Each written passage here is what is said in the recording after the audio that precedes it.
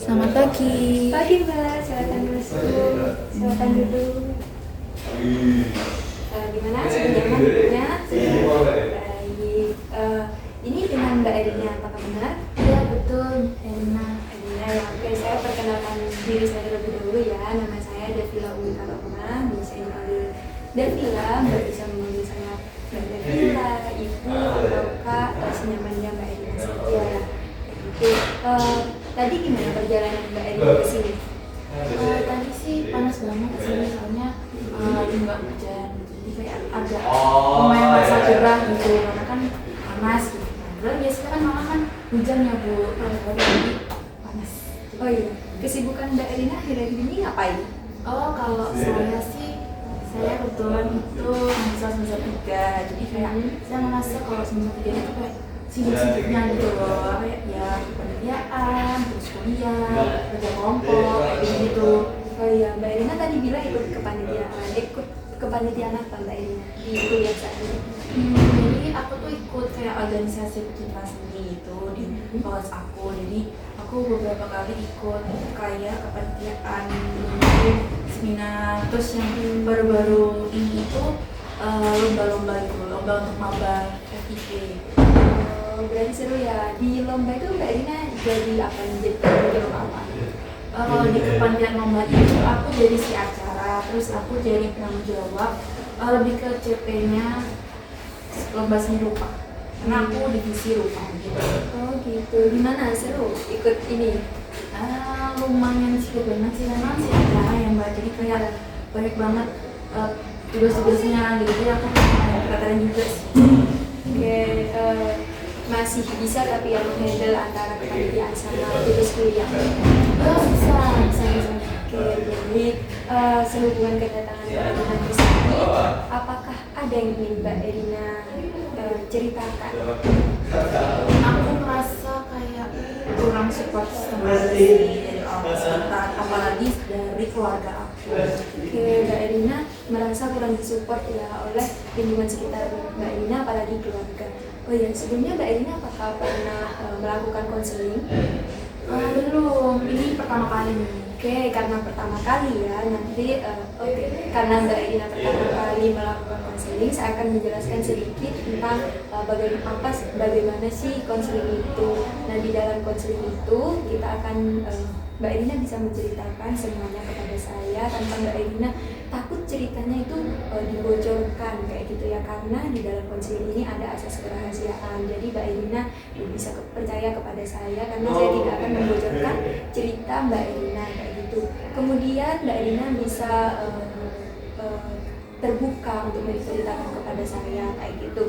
Selain itu ada asas kesukarelaan. Mbak Erina kesini apakah ada paksaan dari orang lain? Enggak sih.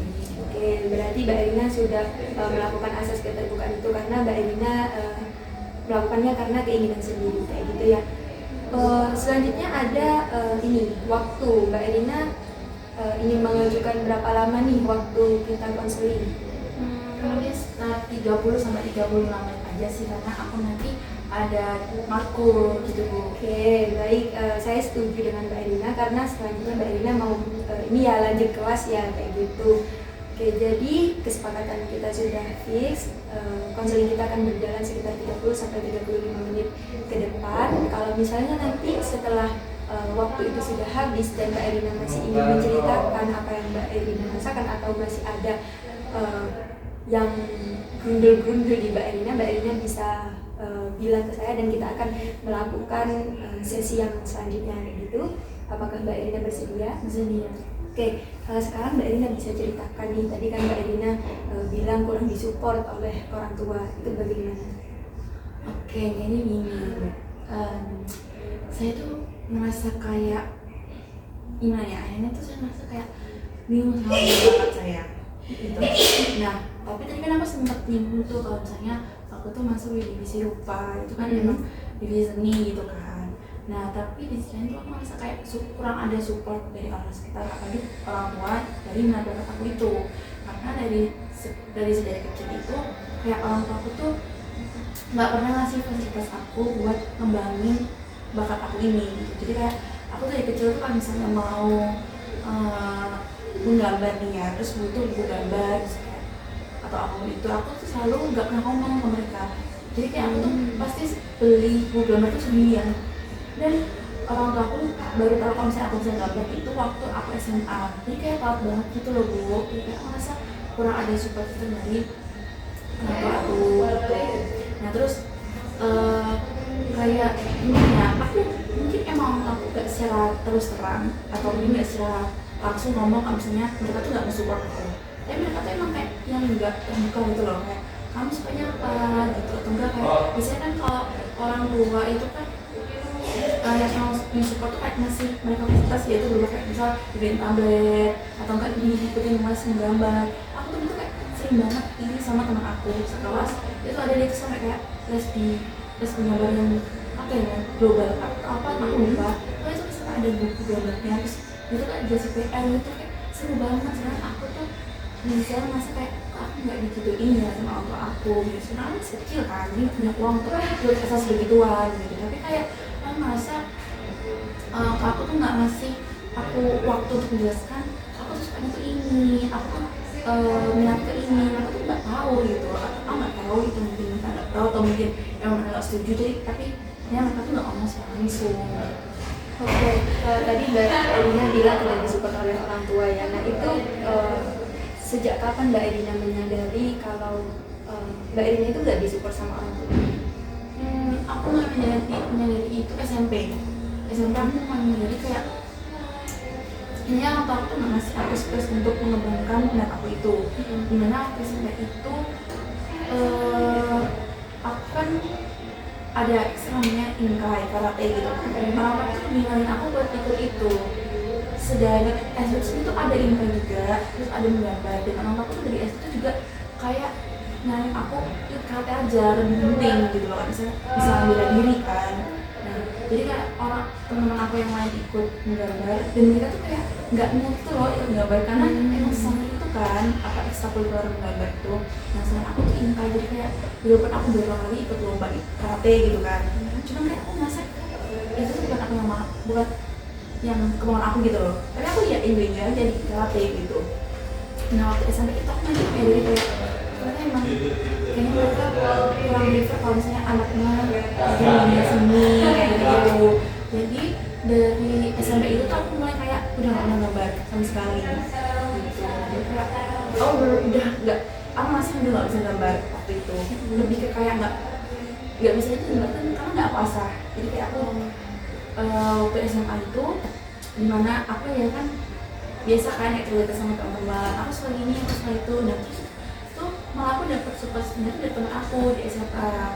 Jadi kayak mereka tuh kayak gambar itu bisa gitu loh, kayak asik kalau misalnya diajak cerita tentang hobi aku itu gitu.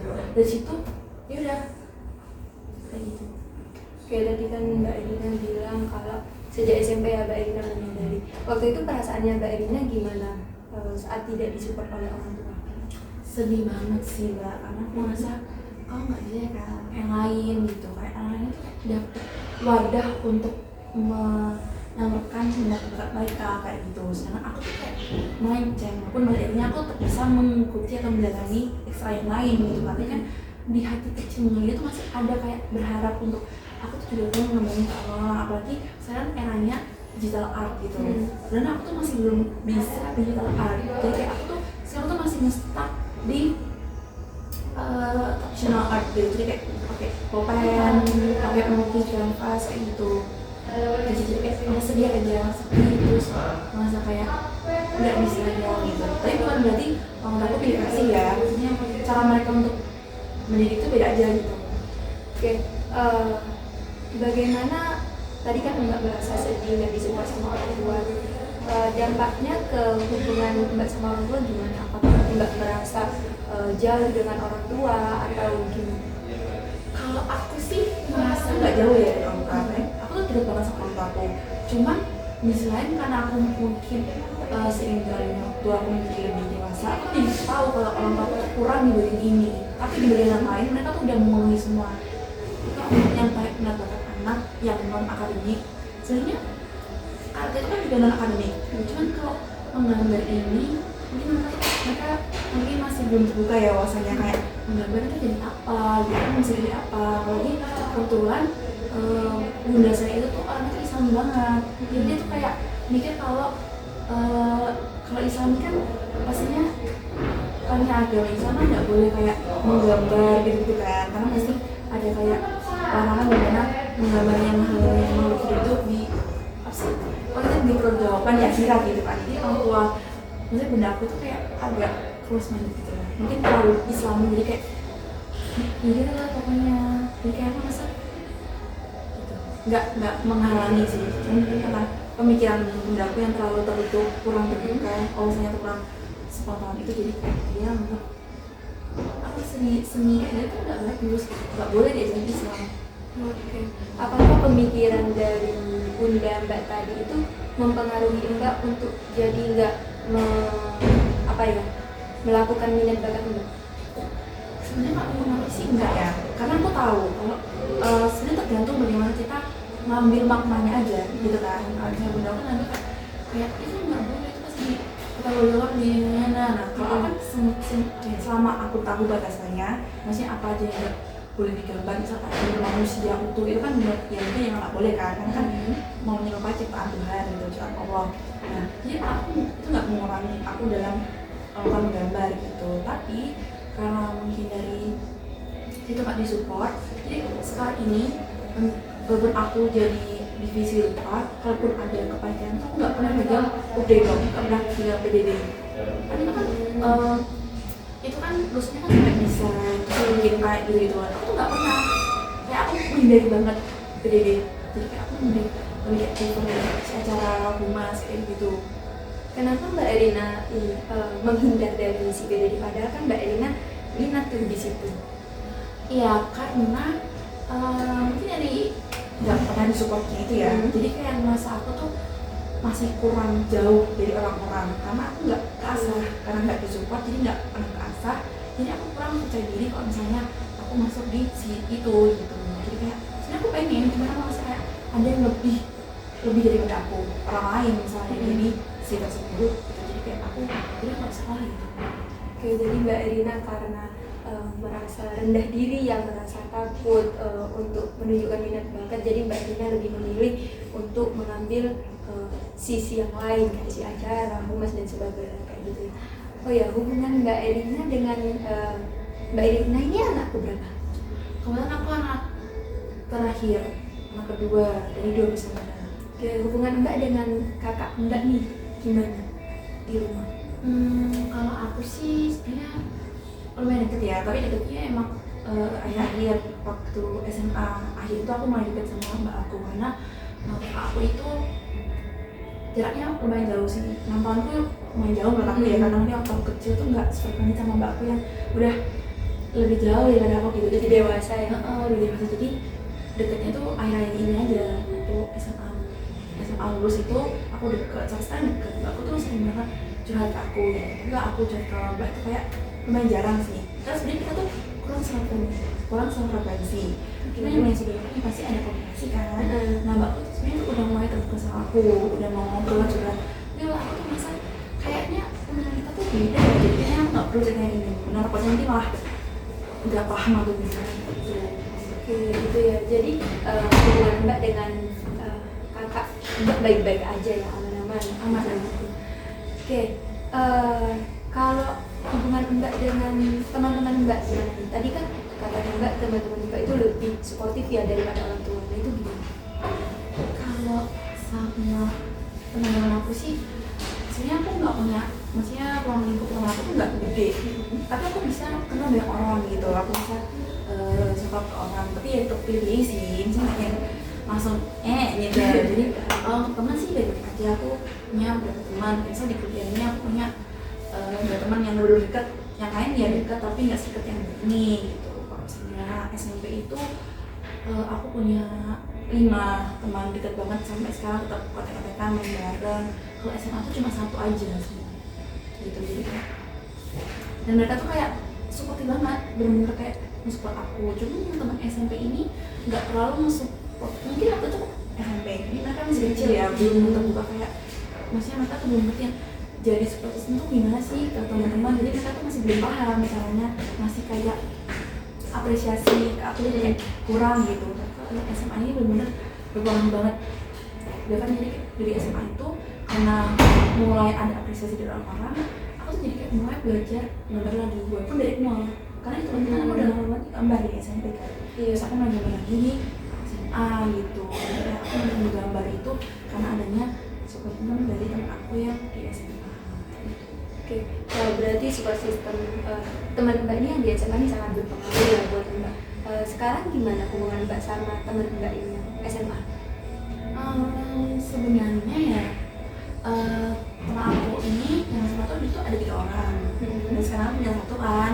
Karena sebenarnya yang pertama kali waktu kelas 1 itu maaf ya aku cerita gini ya pokoknya yang pertama aku pas kuliah tuh dia yang benar-benar nge-support aku duluan, kayak yang itu sampai yang aku buat akun IG, akun TikTok. Nah kayak ini jangan kayak kamu bisa loh bikin akun IG, akun TikTok gitu buat kayak ngasih tahu kok orang nunjukin kamu tuh bisa gambar gitu. Terus aku langsung kayak emang bisa gitu kan, kayak emang bisa, emang boleh gitu. Semua kayak boleh, ntar aku follow deh gitu. Jadi dia tuh pelopornya dimana aku tuh bisa punya akun IG sama TikTok sampai sekarang gitu. Terus jadi di situ tuh aku kayak mulai upload gambar-gambar aku, walaupun emang kebanyakan 3D. Jadi kayak dia tuh gambar ulang dari yang udah ada gitu loh. Nah terus di situ tuh kayak banyak yang ngelain aku ya, jadi gambar bareng terus temanya bareng gitu. Jadi di situ tuh aku main banyak kenalan di IG yang sama-sama suka gambar. Jadi kan kayak menemukan komunitas yang sendiri gitu loh. Jadi kayak kamu nggak sendirian gitu kan. Ya itu terus tapi kita udah nggak itu sih sekarang. Yang sekarang cuma 1-2. Nah yang ada 3 yang tadi, yang 1 kan yang pelopor tadi. Yang ini tuh dia tuh juga sama, dia tuh juga support banget kayak aku juga seneng gitu loh maksudnya aku gambar. Jadi kan aku sama tuh aku sering banget gambar di kelas. Jadi kayak ya kalau misalnya aku ada waktu luang, misalnya istirahat, ya aku sering gambar. Kalau itu bener-bener kayak excited kayak kok bisa sih kamu gambar gitu. Itu bener-bener kayak baik banget. Terus bener-bener ternyata orang juga berpengaruh juga di aku. Itu yang kayak pasti seru ya punya pacar yang suka gambar gitu, kayak orang yang suka gitu. Dan terus saya kan itu kan ada ngasih ininya kalau misalnya kamu berhasil bikin seniman itu tuh kamu bakal abadi di karyanya gitu. Dia tuh sering banget kayak notice hal kayak gitu kan. Nah terus ya udah kadang kan cuma biasa aja gitu. Udah cuman aku ngomong, aku balas ke dia, ya udah bikin orang lain, maksudnya bikin seniman jatuh cinta aja aku gitu kan. Maksudnya dia tuh ingin abadi di karyanya seniman gitu kan. Jadi aku bilangin buat udah kamu bikin seniman jatuh cinta aja gitu. Terus dia ngomong kayak tapi senimannya nggak sama aku gitu. Terusnya aku nggak paham kan, jadi aku anggap itu hal yang lalu gitu. Jadi kayak pokoknya dari 2 itu akhirnya udah gak deket sekarang. Tapi nggak satu ini dia tuh kayak ya support system, tapi emang nggak secara langsung bener kayak nge-support aku gambar. Tapi emang dia tuh baik banget sampai sekarang teman. Emang dia tuh nggak terlalu menunjukkan karena emang dia tipe anaknya kurang bisa mengekspresikan emosinya gitu. Tapi kita deket banget dan aku dan dia sering memahami. Walaupun emang awalnya kita kayak agak struggle karena mungkin berbeda pendapat ataupun ya gitu. Tapi sekarang yang deket tuh yang ketiga ini, yang begini. Dari Mbak tadi cerita, sebenarnya sih apa sih yang ingin Mbak buktikan ke orang sekitar Mbak, kayak ke orang tua, keluarga, atau ke teman-teman Mbak? Apa sih sebenarnya yang ingin Mbak buktikan nih dari minat bakat Mbak yang punya ini? Yang memang buktikan ya, yang pertama dari orang tua ya. Kayak aku tuh pengen buktiin kalau misalnya gambar itu tuh nggak berarti bukan hina sih, lebih kayak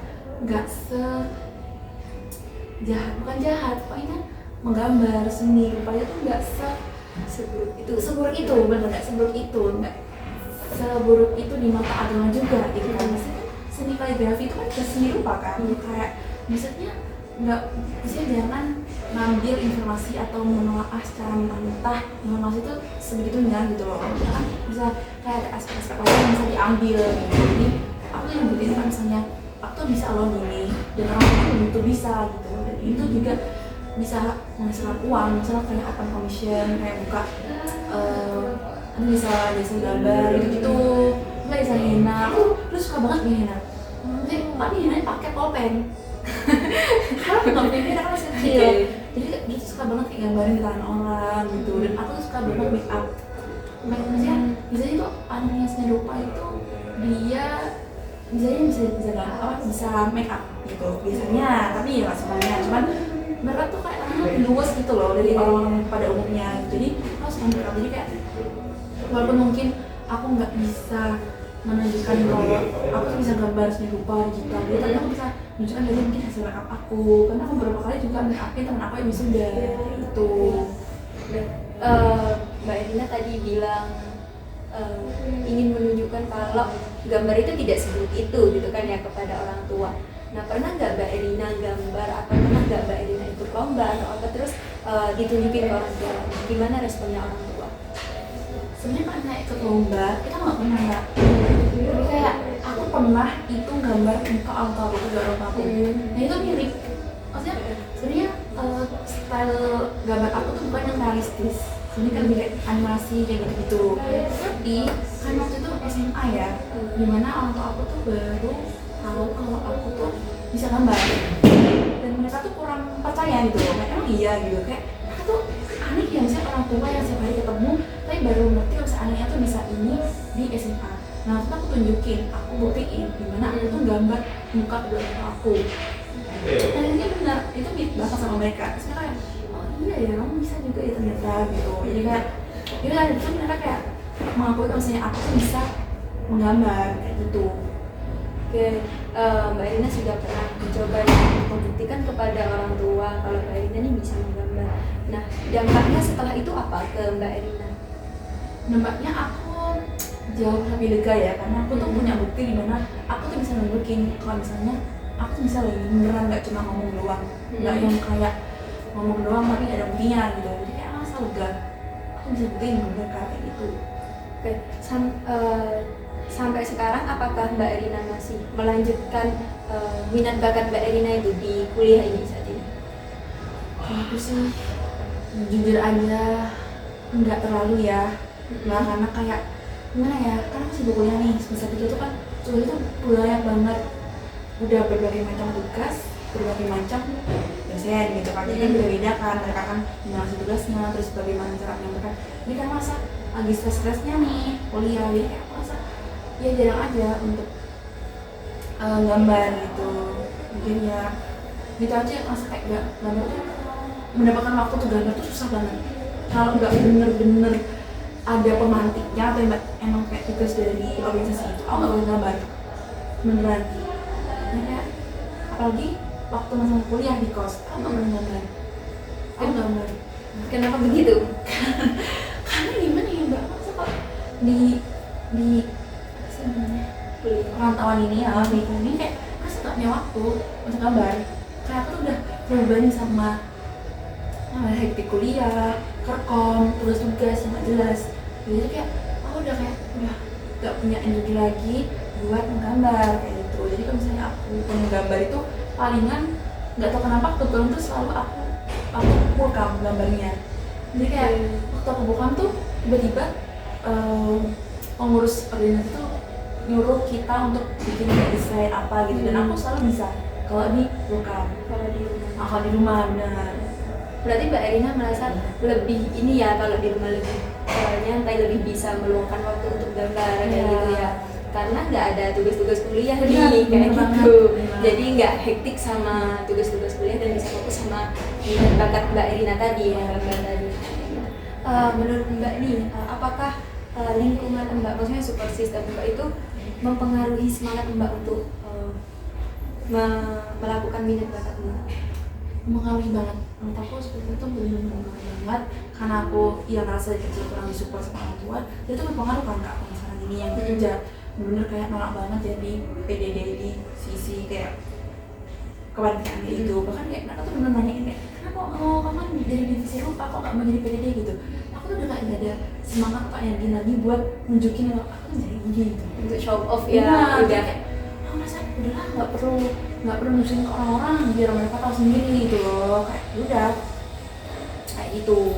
Oke, menurut Mbak nih apa sih dampaknya kalau Mbak nggak menunjukkan bakat Mbak tadi itu? Dampaknya ya, satu, orang tuh kayak sering ngeremehin gitu. Misalnya kayak orang mungkin bisa nunjukin kayak aku udah gini gitu, aku ini, dia ngeremehin dalam artian aku tuh nggak langsung kali ini kayak, dan aku ngerasa kayak aku juga bisa kok kayak gitu, cuma orang lain nggak tahu. Jadi kayak intinya orang itu mengesankan apa sih, keren aku ya, mengesankan aku lah. Jadi aku tuh bisa, cuman emang karena nggak pernah nunjukin show off ke depan, jadi kayak orang tuh kayak aku bisa buat lebih dari kamu gitu. Karena aku juga bisa bikin kayak gitu loh. Terus yang kedua, kalau aku nggak nunjukin, sebenarnya kan aku tadi kurang apresiasi ya, aku jadi orang tua. Kalau misalnya tamu nggak tunjukin tuh aku rasa kayak juga kurang apresiasi gitu loh. Jadi orang nggak tahu kan mau gimana mereka bisa mengapresiasi kalau misalnya aku aja nggak nunjukin gitu. Jadi kayak gitu sih gitu. Jadi Mbak ngerasa kalau Mbak gak show off itu Mbak merasa diremehkan, direndahkan ya sama lingkungan sekitar Mbak. Terus Mbak juga nggak bisa kurang apresiasi, nggak diapresiasi sama lingkungan sekitar Mbak kayak gitu. Nah Mbak, menurut Mbak nih, apakah apresiasi itu penting buat Mbak? Penting banget sih. Misalnya nggak dalam hal aspek seni rupa aja ya. Kita kuliah aja kalau misalnya nggak ada pemantik untuk semangat, misalnya kayak kayak mungkin crush atau enggak mungkin orang-orang yang cakep-cakep di kuliah kayak nggak semangat untuk kuliah gitu. Jadi aku apresiasi itu penting banget. Maksudnya nggak secara langsung ya apresiasi, akhirnya pemantik untuk kita semangat tuh penting banget. Oke, jadi benar ya apresiasi itu penting. Jadi kedepannya Mbak Erina bisa show off atau segala macam kayak gitu ya. Biar Mbak Erina itu ngerasa diapresiasi. Apresiasi juga emang penting sih buat nggak cuma di minat bakat kita ya, tapi di kehidupan sehari-hari kita. Nggak untuk sekedar bagus itu udah terapresiasi banget ya kayak gitu. Nah kedepannya nih Mbak Erina mau melakukan apa biar Mbak Erina itu merasa diapresiasi, tidak direndahkan lagi oleh lingkungan sekitar Mbak Erina? Kalau aku ya, aku lebih itu sih pengen kayak nunjukin kalau misalnya kegiatan aku, misalnya selain aku kuliah, belajar tugas aku juga bisa menunjukin kalau misalnya aku kan di gambar gitu. Biar orang kayak, aku kan bisa gambar gitu, jadi kayak bisa gitu. Ini sama orang tua ya, orang tua kan karena WhatsApp story aku itu aku berikan di orang tua, jadi orang tua tuh nggak tahu kegiatan saya apa Mbak. Jadi kalau misalnya saya gambar, karena kita nggak butuh ide, jadi saya upload mungkin di SG biar mereka tuh tahu kayak bisa begini gitu. Jadi kayak bisa lebih nunjukin aja. Apalagi sekarang saya udah nggak pernah ngupload kegiatan di luar saya tuh di IG. Terakhir tuh tahun 2023. Sekarang udah 2 tahun saya nggak pernah gambar. Maksudnya orang gambar di internet yang bisa cover sampai di IG, di post itu, di IG itu nggak pernah sekarang. Jadi saya ingin menggerakkan semangat saya lagi sih di post gitu. Oke, jadi Mbak Erina udah menemukan nih ya, Mbak Erina mau melakukan apa untuk lebih diapresiasi oleh lingkungan Mbak, terus biar nggak diremehkan oleh lingkungan sekitar Mbak kayak gitu. Apakah ada yang ingin Mbak Erina ceritakan lagi? Mungkin lebih ke kayak aku takut dijudge aja sih, karena gambar aku tuh ya itu tadi aku merasa kayak aku kurang aja, jadi agak kurang dari teman-teman orang yang lain gitu. Jadi kayak kadang masih takut dijudge gitu. Takut dijudge ya, berarti Mbak Erina masih belum percaya diri sama diri Mbak Erina. Nah, itu dipengaruhi apa itu? Karena tadi aku tuh kan nggak mengasah kemauan aku secara lebih mendalam. Terus aku punya banyak temen yang dari itu udah support, dikasih tablet, mereka bisa gambar digital, ngedesain kayak gitu pakai Inkscape. Ternyata aku bisa pakai Inkscape, tapi lebih ke kayak desain yang kayak cover katalog kayak gitu-gitu. Atau enggak, itu sempat pernah disuruh bikin poster hari tari. Jadi kita bikin elemen sendiri dari nol. Sebenarnya aku bisa, cuma aku kayak kurang pede aja gitu. Aku takut ada orang yang lebih mampu atau lebih dari aku tuh yang dia kayak gini dong aku bisa gitu. Padahal itu berbentuk kayak gitu. Masih Mbak, jadi kayak rasa takut. Apakah penilaian orang lain penting untuk Mbak Erina? Nah itu sebenarnya sih enggak juga sih, karena kan itu kan enggak secara langsung ya mereka ngomong kayak frontal. Aku misalnya gitu diri kamu gitu loh, jadi kayak ini nggak terlalu penting sih. Mbak Erina sadar nggak kalau penilaian orang lain itu sebenarnya relatif, itu tergantung sudut pandang seseorang. Misal orang yang emang suka seni, dia pasti akan sangat melihat nih ini seni ini bagus kayak gitu. Tapi kalau orang yang cuma ya sekedar tahu aja, ya pastinya dia kayak oh bagus, oh ini gitu. Jadi penilaian orang lain itu sebenarnya relatif, tergantung bagaimana dia intens di situ, maksudnya kayak mendalami di situ. Jadi Mbak Erina nggak perlu iniin penilaian orang lain, karena itu akan mengganggu Mbak Erina nantinya. Betul begitu kan? Bener-bener banget sih. Itu sih yang buat kayak pengalaman saya kayak siapa sih takut nanti tiba dijudge enggak. Pada artinya pada akhirnya mereka tuh kayak nggak yang saya langsung ngomong kayak gitu. Bahkan lebih tentu mereka tuh bisa jauh lebih dari aku gitu loh. Benar sekali, pemikirannya sudah bagus nih ya. Jadi pemikiran Mbak Erina udah jalan nih, maksudnya Mbak Erina itu sudah berpikir kalau kita nggak perlu memikirkan penilaian orang lain terhadap karyanya Mbak Erina sendiri kayak gitu. Apakah ada yang ingin diceritakan lagi? Sudah Sudah, oke. Karena waktu yang kita sepakati sudah hampir habis nih, saya izin merangkum apa saja yang udah diceritakan Mbak Erina tadi. Jadi Mbak Erina tadi di awal bilang kalau Mbak Erina merasa kurang disupport sama lingkungan sekitar Mbak, apalagi keluarga, yang dimana Mbak Erina ini punya bakat menggambar kayak gitu. Tapi orang tua Mbak itu kurang tidak mengetahui awalnya kalau Mbak Erina itu suka menggambar, malah orang tua Mbak itu mengetahui kalau Mbak Erina suka menggambar itu saat sudah SMA, yang Mbak ini udah terlambat ya untuk mensupport, karena lingkungan sekitar Mbak, teman-teman Mbak itu disupportnya sejak kecil, sudah diberikan tablet, diikuti les dan sebagainya, sedangkan Mbak Erina tidak mendapatkan support itu kayak gitu. Jadi Mbak Erina, dari situ Mbak Erina juga merasa gak yakin nih sama kemampuan Mbak Erina sendiri, gak percaya. Terus Mbak Erina juga sering merasa rendah diri. Terus kalau Mbak Erina punya karya, Mbak Erina takut dengan penilaian orang lain kayak gitu ya. Tapi Mbak Erina sudah punya pemikiran yang lain juga, dimana Mbak Erina itu berpikir kalau sekarang kayaknya aku harus perlu percaya diri nih, perlu bisa show off biar aku juga nggak diremehkan sama orang lain, biar aku bisa diapresiasi orang lain. Apakah rangkuman saya itu benar? bener banget.